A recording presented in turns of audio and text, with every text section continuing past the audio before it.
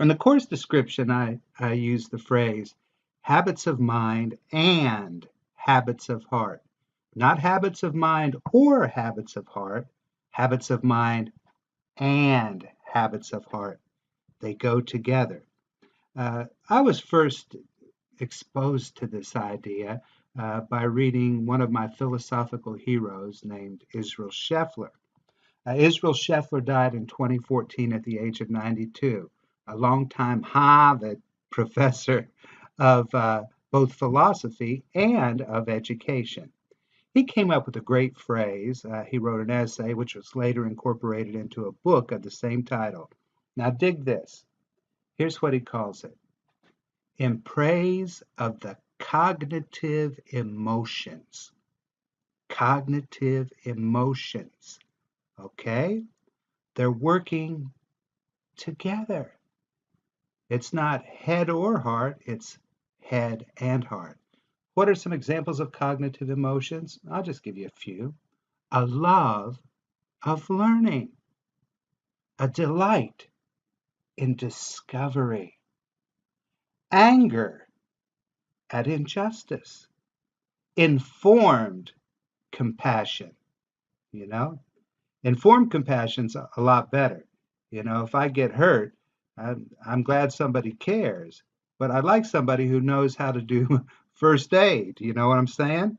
Same way if my car breaks down. I like that they care and they're compassionate, but it's even better yet if they know how to fix a car. Okay? You get the idea.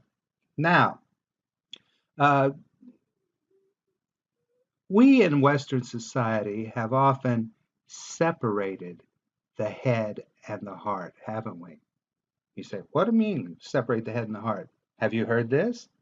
Follow your head and not your heart.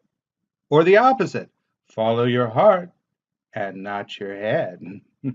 He has a lot of head knowledge, but not a lot of heart knowledge. See what I'm saying? We tend to separate uh, reason, rationality, logic, and emotions, dispositions, and attitudes, head and heart. Now, an example of this is perhaps the misappropriation of Bloom's taxonomy of educational objectives. You know what I'm talking about, right? What are the three categories for educational objectives? You've got the cognitive, right? What we want students to know. We've got the psychomotor skills we want students to be able to perform, physical, right? And then we have, what's the third one? The affective with an A. And this concerns emotions, attitudes, dispositions, um, that type of thing. All right? Now, the whole metaphor of domains, they're called domains, what does it suggest? Separation, doesn't it? And in fact, it came out in late 50s. I don't know. Sorry, I could look it up. Probably should look it up. And one of the things that happened was teachers started talking about the need to teach the affective domain, values and attitudes and emotions, you know. And to do that, they suggested we spend less time on the cognitive domain. We don't need a bunch of intellectual eggheads. It's kids' feelings that matter. You know what? Kids' feelings do matter. And how, according to Israel Scheffler, and I agree, how we can best develop the emotions, the affective domain, is not by ignoring the cognitive, but by bringing them together, synthesizing them. You aware of the idea of a synthesis? Sometimes it's called the dialectic or a dialectical synthesis. Uh, it's taking a thesis, and my hand's off the screen, still here, all right, a thesis and an antithesis or antithesis, and rather than viewing them as either or, we bring them together in a new combination, a new synthesis of both and.